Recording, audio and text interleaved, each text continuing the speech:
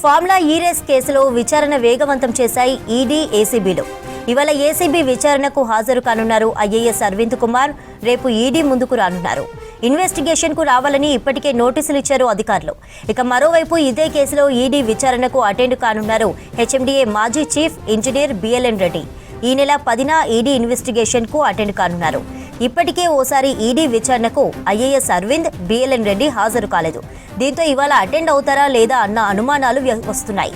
ఇక రేపు ఏసీబీ విచారణకు హాజరు కానున్నారు బీఆర్ఎస్ వర్కింగ్ ప్రెసిడెంట్ కేటీఆర్. ఈ నెల 6న విచారణకు హాజరు కావాల్సిండగా లాయర్లను అనుమతించలేదని అటెండ్ కాలేదు. ఇక ఈ నెల 16న ఈడీ ఇన్వెస్టిగేషన్ కు రావాలని కేటీఆర్ కు నోటీసులు ఇచ్చింది.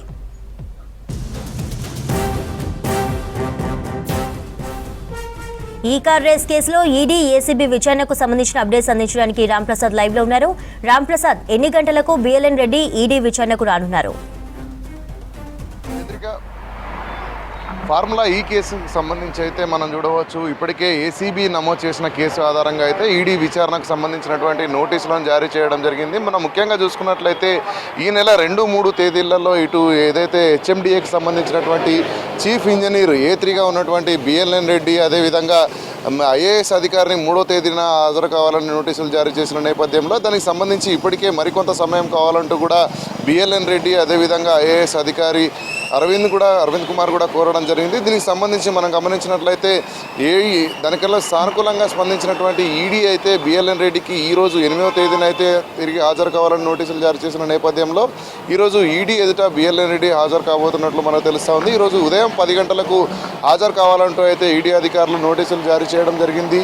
అంతేకాకుండా ఏదైతే ఇటు అరవింద్ కుమార్ ఉన్నారో అరవింద్ కుమార్ కూడా గైర్హాజరు అవ్వడం జరిగింది. తాను కూడా మరికొంత సమయం కోరడంతో రేపు ఈడీ విచారణకు అరవింద్ కుమార్ కూడా హాజరు కాబోతున్నట్లయితే మనం ఇప్పటికే ఈడీ అధికారులు నోటీసులు జారీ చేయడం జరిగింది. అంతేకాకుండా ఈడీకి సంబంధించినటువంటి మనం గమనించినట్లయితే ఈ నెల 16వ తేదీన కేటీఆర్ మరొక మారు కూడా ఈడీ యొక్క విచారణకు హాజరు కాబోతున్నారు. ఎందుకంటే నిన్న కోర్టు తీర్పు ఏదైతే ఏసీబీ కోర్టు తీర్పు ఉందో ఏసీబీ కోర్టు తీర్పు నేపథ్యంలో తనకు కూడా మరికొంత సమయం కావాలని కోరడంతో ఈడీ అధికారులు ఈ నెల 16న అయితే కేటీఆర్కు విచారణకైతే అక్కడ నోటీసులు జారీ చేయడం జరిగింది. ముఖ్యంగా మనం గమనించినట్లయితే ఈ ఫార్ములా కేసుకు సంబంధించి మొదటి నుంచి గమనిస్తున్నాం, ఏదైతే 54.88 కోట్ల రూపాయలు నిధులు దుర్వినియోగం అవడంతో పాటు ఫెమా నిబంధనలకు విరుద్ధంగా అయితే డబ్బులను ట్రాన్స్ఫర్ చేశారు.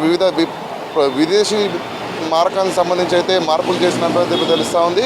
దీనికి సంబంధించి ఇప్పుడు మనం గమనించినట్లయితే హెచ్ఎండిఏలో 10 కోట్లకు మించి ఏదైతే నగదు బదిలీ చేయాల్సిన సందర్భంలో ఇటు అప్పుడున్నటువంటి రాష్ట్ర ప్రభుత్వం అనుమతి తీసుకోవాల్సి ఉండగా, ముఖ్యంగా ఇటు ఫైనాన్స్ శాఖ అనుమతి లేకుండా వ్యక్తిగతంగానే ఇటు గతంలో అప్పటి మంత్రిగా ఉన్నటువంటి కేటీఆర్ ఆదేశాలతో జరిగి ఉండొచ్చు అనేటువంటి కోణంలో అయితే ఈడీ దర్యాప్తును కొనసాగిస్తూ ఉంది. అంతేకాకుండా మనం చూడవచ్చు, వివిధ దేశాలకు డబ్బులు చెల్లించేటువంటి ఒక పద్ధతి కూడా సరిగా లేకపోవడం కారణంగానే ఈడీ ప్రత్యేకంగా ఈ యొక్క కేసును అనేది విచారిస్తూ ఉంది. ఇప్పుడు మనం చూడవచ్చు, ఏదైతే ఈ యొక్క అధికార దుర్వినియోగంతో పాటు అదేవిధంగా నిధుల దుర్వినియోగం ఈ ఫార్ములా రేస్ కేసుకు సంబంధించినటువంటి కేసులో జరిగిందని గమనించిన నేపథ్యంలో అయితే దీనికి సంబంధించి ఇప్పటికే ఎవరైతే పిటిషనర్ ఉన్నారో దానకిషోర్ వాంగ్మూలాన్ని కూడా ఏసీబీ టేకప్ చేయడం జరిగింది. ఏసీబీ నుంచి అయితే వాంగ్మూలాన్ని ఈడీ కూడా సేకరించింది. ఈడీ సేకరించినటువంటి వాంగ్మూలాల ఆధారంగా అయితే ఈరోజు బిఎల్ఎన్ రెడ్డిని విచారించడం మనకు తెలుస్తూ ఉంది. మరికొద్దిసేపట్లోనే ఈ యొక్క ఈడీ విచారణ ఎదుర్కొనేందుకు బిఎల్ఎన్ రెడ్డి రావాల్సి అయితే ఉంది. కానీ మనం చూసాం, గతంలో కూడా 2వ తేదీన రావాల్సినటువంటి బిఎల్ఎన్ రెడ్డి అయితే చాలా సమయం అనంతరం ఒక మెయిల్ ద్వారా అయితే తనకు మరికొంత సమయం కావాలని కోరిన నేపథ్యంలో ఈరోజు హాజరు అవుతారా లేరా అనేటువంటి ఒక అంశంపైన కూడా కొంత చర్చ జరుగుతూ ఉంది. అంతేకాకుండా ఏదైతే తొలిసారి అవకాశం ఇచ్చినటువంటి ఈడీ తదుపరి చర్యలు ఏ విధంగా ఉంటాయనేది వేచి చూడాల్సినటువంటి పరిస్థితి అయితే ఈడీ ఆఫీస్ వద్ద కొనసాగుతుంది. చంద్రిక. ప్రసాద్.